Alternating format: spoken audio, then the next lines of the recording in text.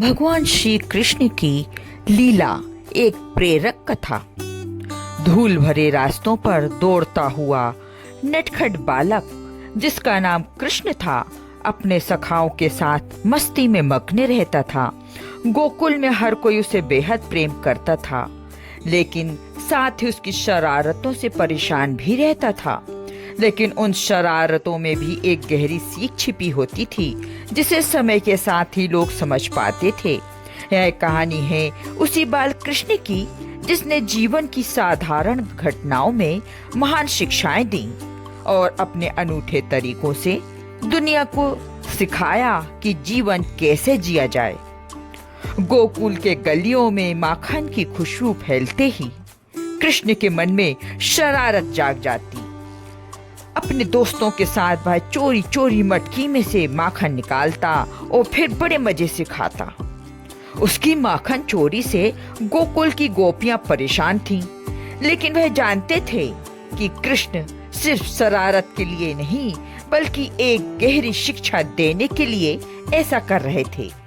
एक दिन यशोदा मैया ने कृष्ण को माखन चोरी करते हुए रंगे हाथ पकड़ लिया। गुस्से में भरी यशोदा ने कृष्ण को रस्सी से बांधने की ठानी, लेकिन जैसे ही यशोदा उन्हें बांधने के लिए रस्सी लाती, रस्सी छोटी पड़ जाती।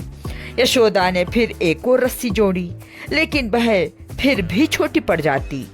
यशोदा हैरान थी और कृष्ण मुस्कुरा रहे थे। इस लीला के माध्यम से श्री कृष्ण ने हमें सिखाया कि कृष्ण और भक्ति में ईश्वर को बांध पाना असंभव है। वह प्रेम और भक्ति की सीमाओं से परे हैं और उन्हें सिर्फ हृदय में ही बांधा जा सकता है। यमुना नदी के तट पर एक भयानक नाग कालिया अपने विष से जल को जहरीला बना चुका था। गोकुल के लोग भयभीत थे और किसी को उपाय नहीं सूझ रहा था। कृष्ण अपने बाल सखाओं के साथ खेलते हुए अचानक उस तट पर पहुंच गए। उनके दोस्तों ने उन्हें मना किया कि वह उस नदी के पास ना जाएं, लेकिन कृष्ण ने बिना डरे नदी में छलांग लगा दी। जल में डुबकी लगाते ही कालिया नाग प्रकट हुआ और उसने कृष्ण को अपने फनों से जकड़ लिया। लेकिन कृष्ण कौन थे? वह तो जगत के स्वामी थे। उन्होंने कालिया को अपनी ताकत से परास्त किया और उसके फनों पर नृत्य किया। कालिया नाग ने हार मान ली और कृष्ण से क्षमा मांगी। कृष्ण ने उसे माफ कर दिया और उसे यमुना से दूर जाने का आदेश दिया। इस लीला से श्री कृष्ण ने सिखाया कि चाहे संकट कितना भी बड़ा क्यों ना हो, धैर्य और साहस के साथ हम हर कठिनाई का सामना कर सकते हैं। जीवन में डर से लड़ना ही असली विजय है। गोकुल के लोग इंद्र देवता की पूजा करते थे ताकि बारिश होती रहे और उनकी फसलें सुरक्षित रहें। लेकिन एक दिन कृष्ण ने गोपों से कहा कि इंद्र देवता की पूजा की जगह गोवर्धन पर्वत की पूजा करनी चाहिए, क्योंकि पर्वत ही उन्हें छाया और जल प्रदान करता है। गोकुलवासियों ने कृष्ण की बात मान ली और गोवर्धन की पूजा करने लगे। इंद्र देवता इस बात से नाराज हो गए और गोकुल पर भारी बारिश बरसाने लगे। चारों ओर पानी ही पानी हो गया और लोग भयभीत हो गए। तभी कृष्ण ने अपने छोटे से हाथ से गोवर्धन पर्वत को उठा लिया और सभी गोप गोपिकाओं को उसके नीचे आश्रय दिया। 7 दिनों तक कृष्ण ने पर्वत को उठाए रखा और अंततः इंद्र देवता ने अपनी हार मान ली और माफी मांग ली। इस लीला से श्री कृष्ण ने हमें सिखाया कि जब हम सत्य और न्याय के मार्ग पर होते हैं, तब बड़े से बड़ा संकट भी हमारा कुछ नहीं बिगाड़ सकता। साथ ही उन्होंने यह भी सिखाया कि हमें प्रकृति की पूजा करनी चाहिए और उसके प्रति कृतज्ञ रहना चाहिए। श्री कृष्ण की बाल लीलाओं के बाद एक समय आया जब उन्हें अपने मामा कंस का अंत करना था। कंस ने अपनी दुष्टता से मथुरा के लोगों को अत्याचारों से त्रस्त कर रखा था।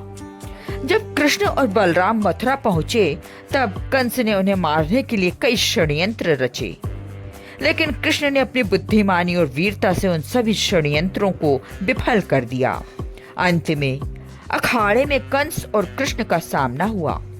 कंस ने सोचा कि वह बाल कृष्ण को आसानी से हरा देगा, लेकिन कृष्ण ने उसे एक ही वार में पराजित कर दिया और मथुरा के उसके अत्याचारों से मुक्त किया।